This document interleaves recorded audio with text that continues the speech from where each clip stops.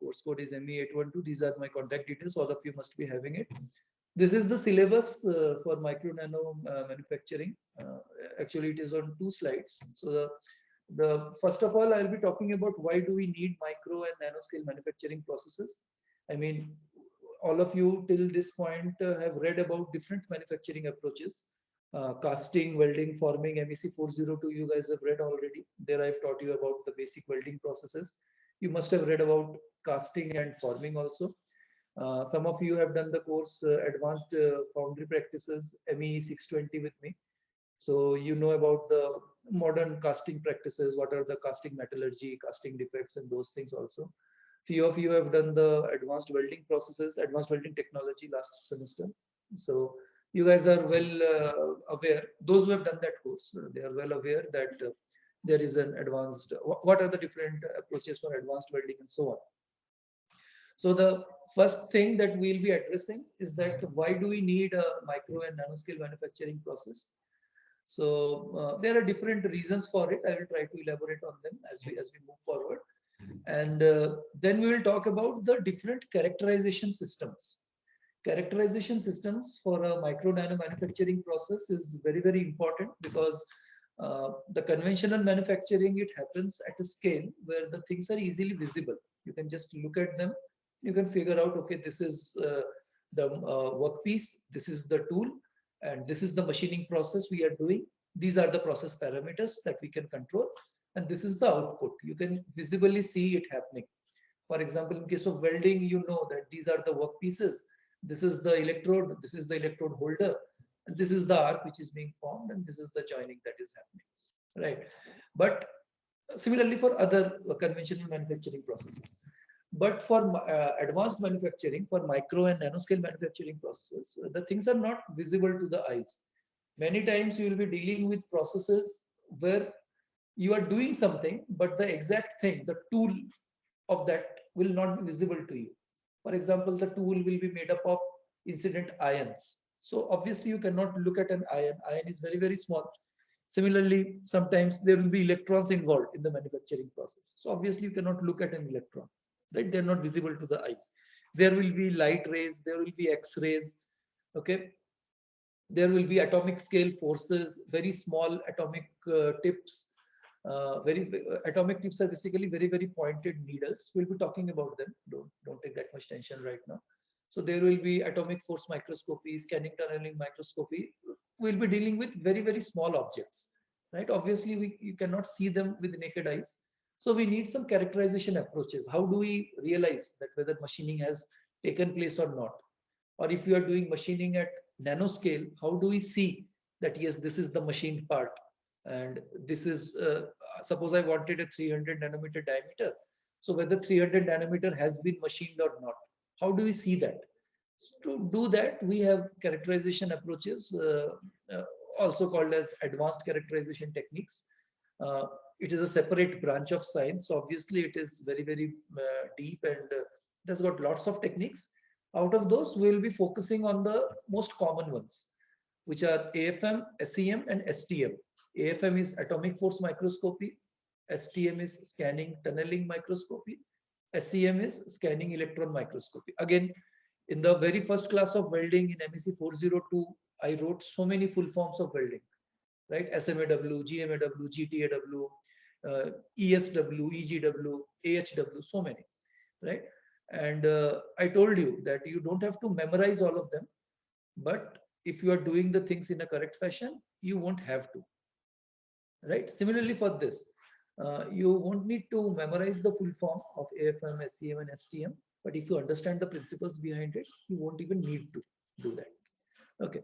So once we are aware that why do we need advanced manufacturing processes, and we understand how do we characterize the things, then we will move on to the different approaches. Okay.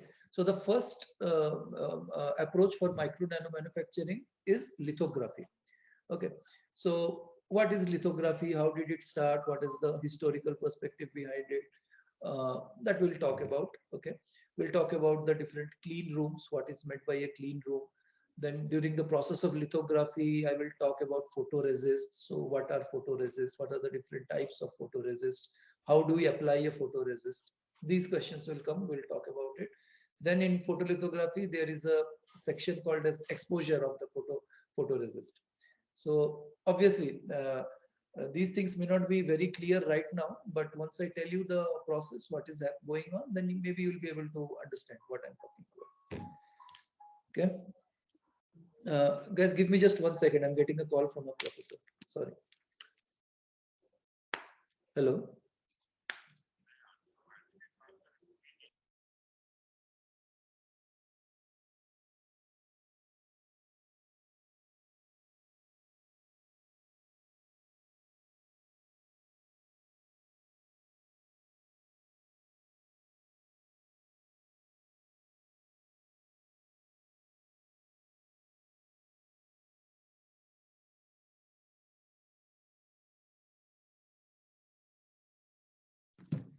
Okay, I'm back. Sorry for that.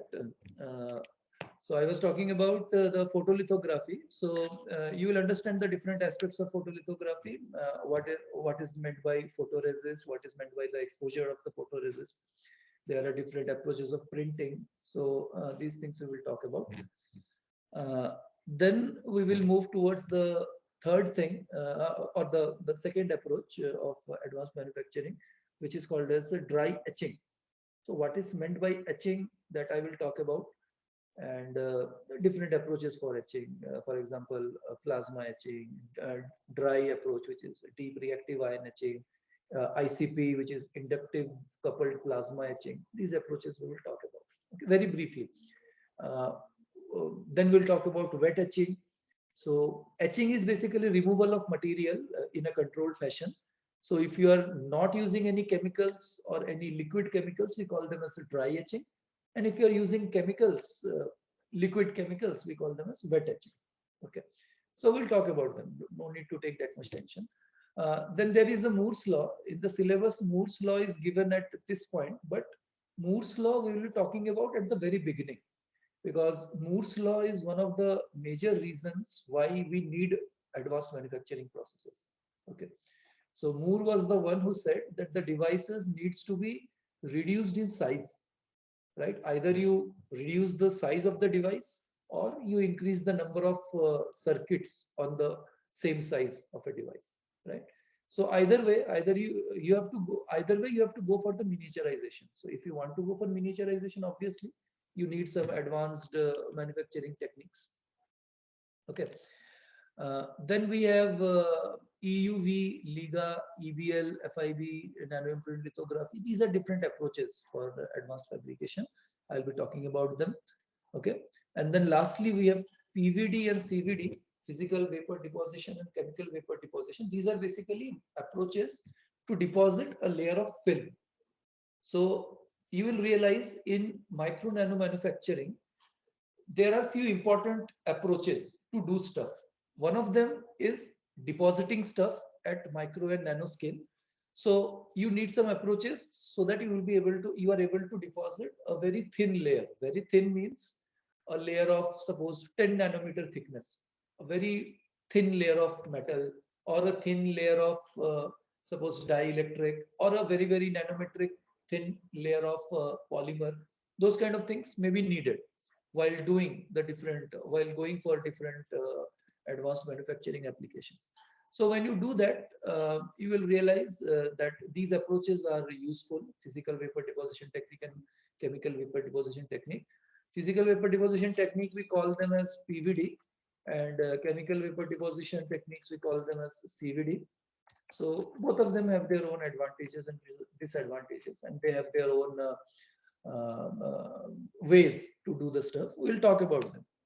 So this is all about the course that we will be doing. Or these are the things that we will be covering in this course. So if you guys have anything to say at this point, or you feel that some more things should be added in this, or few things can be removed from this, you guys please tell me. What do you think of it? That this particular course, these topics, whether these are okay, or you want something more, or you have any doubts in any of the topic? I mean, Obviously, we'll be having some doubts because I've just told you the names of these. But anything you want me to elaborate further before going into why do we need advanced manufacturing, please let me know. Since this lecture is happening online, no, so I need to have some reaction so that I can understand that you guys are, listening. Tell me, anyone wants to say anything or ask anything or add anything to this?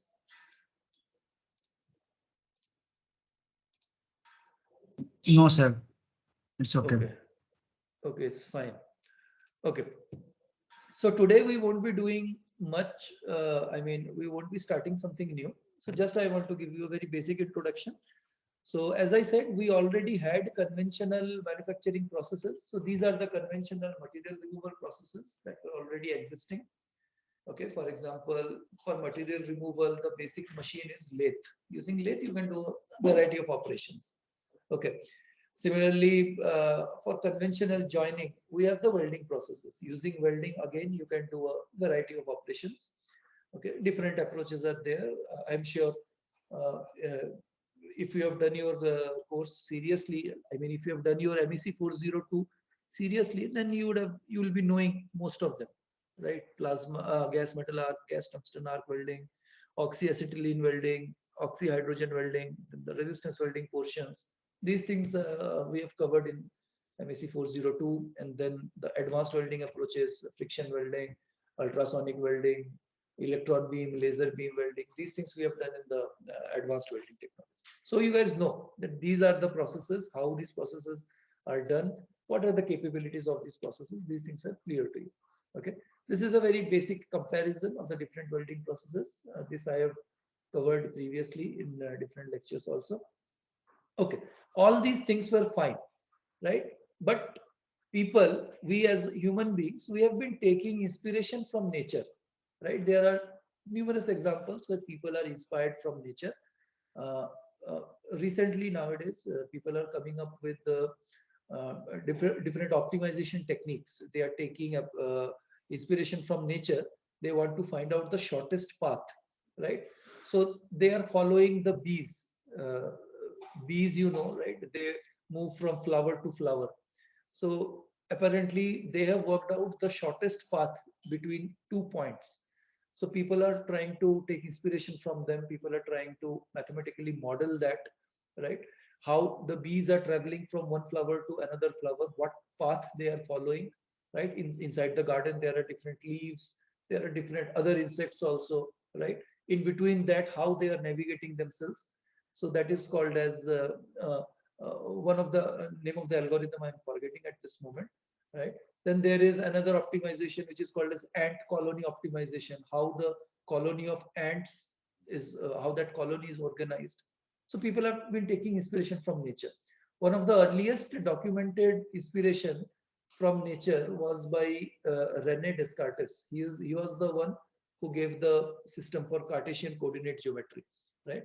So as a kid, as a young boy, he used to be very sick. Earlier days, people used to be very sick because hygiene and health standards were not that much good. So many days he used to just lie on his bed and he used to look around and just used to just pass his time. Obviously, those days he did not have smartphones or WhatsApp to pass away his time. So he used to just lie on his bed and spend his time. So yes, class চলছে ওর একটু পরে এসে আধ ঘন্টা করে. So he used to stay in his bed, just pass away his time. So during one such days, he gave himself a job that a fly is moving inside the room. How can he define the position of that fly, right? So he saw that fly is sitting on the sofa, right? Then his servant came. He said to the servant that there is a fly. You just swat him outside. The servant asked, "Where is the fly?" So he said, "He's sitting nearby to the sofa." And the servant looked at the sofa. The fly was not there. Then this Rene Descartes, he realized that he need a fixed reference scale. If he wants to describe the position of the fly without changing, without having any change in its location, he needs to have a fixed reference system. And he figured out that the best way to do it is to by defining the location of the fly with respect to the walls of the room. That's how the two planes and the roof of the room was the third plane. That's how the three-dimensional coordinate geometry came into picture. Obviously, he did not invent the entire Cartesian coordinate geometry on that single day. He had to work on it, but this was the inspiration behind it, right? This was the basis for the Cartesian coordinate system. Uh, Second example from nature was the Raman effect. So obviously, you guys, all of you know that Raman effect was given by Sir C.V. Raman, and he was traveling through ships during those days. He was traveling back from Europe, and he saw that the color of the ocean is blue. So this was the general idea. Everyone thought that the ocean color is blue because water is basically colorless, but it reflects the light from the sky, and therefore its color is blue. So C.V. Raman, Sir C.V. Raman, he had a prism in his pocket, in his coat pocket. He took it out, and he, using that prism, basically you can filter a particular direction of incident ray. So he filtered out the incident ray from the sky, and then he looked at the sea. But still, the color of the sea was blue. Earlier idea was sea is blue because it is reflecting the color from the sky. But using the prism, he cut out the sky component. But still, he found that the color was blue. And then he realized the color of sea is blue because not because it is reflecting the color of the sky, but because it has its own characteristic. There must be some inherent characteristic of a molecule which dictates the type of color it exhibits. So this was the basis for the Raman effect. Raman effect is basically a characterization or an identification tool which helps us to figure out what is the composition of any object on the basis of the type of color it exhibits. For this, he got the Nobel Prize for Physics in 1930s. Okay. Also, Raman effect has been touted or has been propounded as the as fingerprinting of a molecule. Just as every human being has a unique fingerprint, similarly, every molecule has its unique fingerprint. As in the Raman spectra that the molecule generates, it has a very unique pattern, which is individual for each molecule. Okay. So these are the two instances where people have been inspired from nature.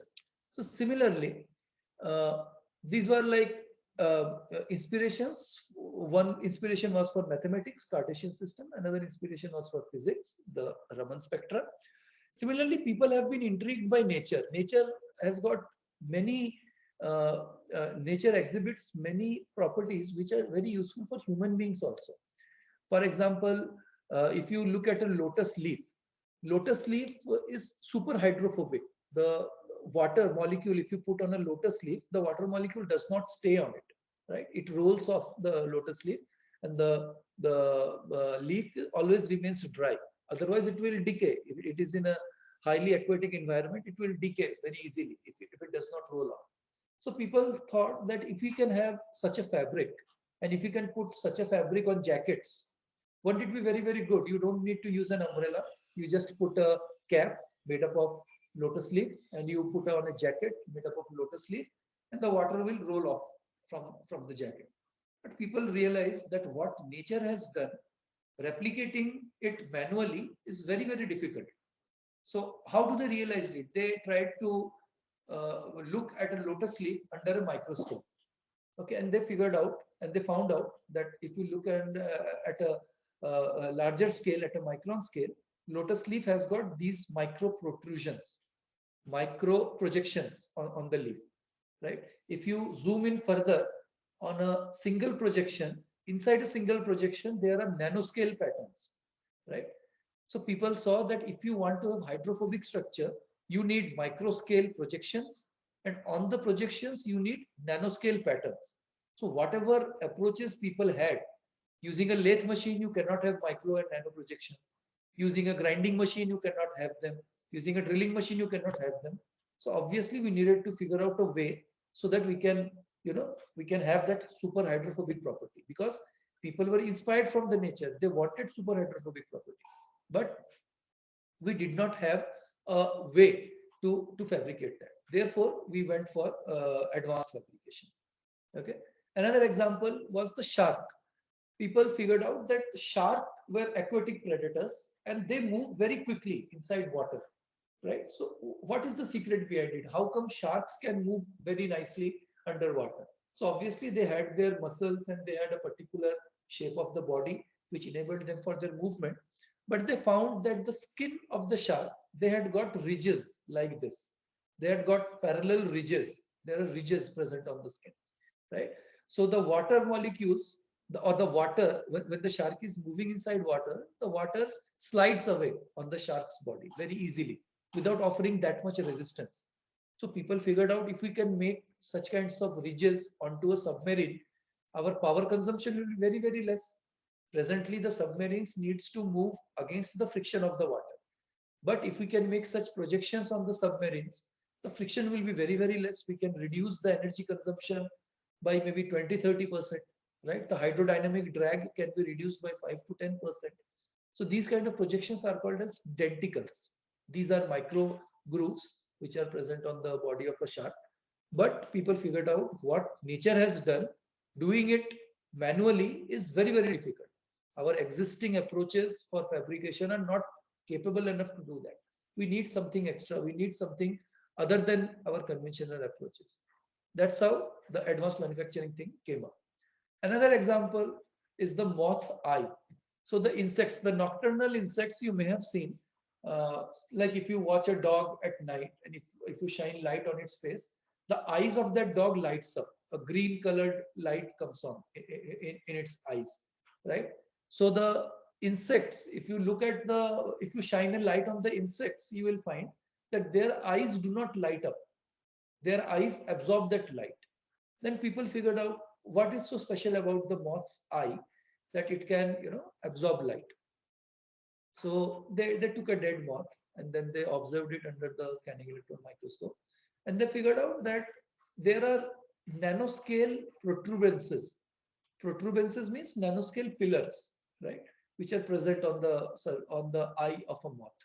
The diameter of that pillar were 200 nanometer and the length was also 200 nanometers. So nanometric projections, nanometric cylindrical projections were there on the eyes of a moth, which enabled that they absorb all the light. Now imagine if we can develop a solar cell with such kind of projections on the surface of the solar cell, then the losses, presently every solar cell experiences a loss of 37% due to reflection. This is the material property of silicon. Silicon is used for solar cells. So this is the material property of silicon. But if we can have such kind of projections onto silicon, we can reduce the 37% losses. We can completely eliminate the 37% losses, right? So the output from the solar cell will be very, very high. But people figured out we cannot replicate what nature has done, right? Doing it on a silicon is very, very difficult. Doing it manually is very difficult, almost impossible. And using our existing approaches, we cannot even think about it, right? Therefore, we needed approaches so that we can work at micro and nano scale. So if you look at this diagram, so here it has been shown that natural things, these are on the left hand side, these are the natural things, very, very small things. And on the right hand side, these are the manually made things, right? So you'll realize as a human being, we have been able to go up to nanometric scale, but we have not entered the true nanometer scale. True nanometric scale happens when we are working less than 10 nanometer. Presently, we can very easily work at uh, uh, 20-30 microns. 20-30 microns is not a big problem. If you have a lot of money, if you have sophisticated machines, you can work at 300 to 500 nanometer with ease. That is also not a problem, right? If you have lots of funding, you can work at maybe 100 to 150 nanometer also. You can work maybe 50 to 100 nanometer scale also. But the moment you come below 50 nanometer, things starts getting, difficult. The properties of material starts becoming different. The materials, they will exhibit something else at a macro scale, but the moment you go down to nanometric scale, the property starts getting different, right? The wave particle duality starts coming into picture. So we needed different approaches to deal with it, right? So just to put it in perspective, 1 nanometer is to a tennis ball is what a tennis ball is to the earth, right? So if I say you have to cover a tennis ball with a projection which is 1 nanometer in diameter. It is like asking you to cover the entire planet Earth using a tennis ball, right? Now you can imagine if I say that the eye of a moth is having a projection of 200 nanometer, right? If I ask you to fabricate 200 nanometer diameter thing on a silicon surface, right? Tennis ball, all of us have seen, right? Tennis ball is not a very big thing. Now, if I ask you that you make 200 nanometer projection on a tennis ball, okay, it is like asking you guys to take a bunch of 200 nanometer tennis, sorry, 200, take 200 tennis balls, put them in a bag. Now you have lots of such bags. You take these bags to cover the entire earth. It is like asking the same thing. So now you understand the kind of challenge we have. If you want to have 200 nanometer scale projections onto a tennis ball, it is like asking you guys to cover the entire planet Earth with a bunch of tennis balls, right? So that is the kind of scale we are operating at. So now you can realize if you want to make nanometric structure on a scale that is usable by the human being, it is going to be a very, very big challenge. You cannot do it quite easily. For that, this reason, we need different micro and nanoscale manufacturing techniques. Okay, next class, I will talk about what are the different approaches very briefly, so that I will tell you more about the different things, and then we'll start with the characterization techniques first. Okay, I will tell you some examples that how do we make these structures, and then I will talk about how do we characterize these things, and then we'll move on to the manufacturing aspect. Okay, if you have any question, please go ahead and ask.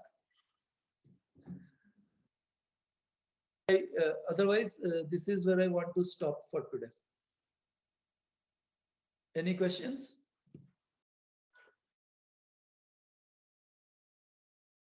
No, sir. No, sir, I don't think so. Okay, no questions for today. Okay, so that is all for today. I'll